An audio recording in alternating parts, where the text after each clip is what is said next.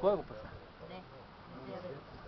И вече втория път, вече втората, като гледаш втори път стойката, вече го стопира, ама тук мисля, че това... Къде? Чест? Кучето да фанал фазана? Не.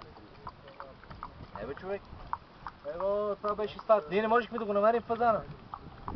Това го няма. Това беше под една туфа с едно отдолу съм ушнал.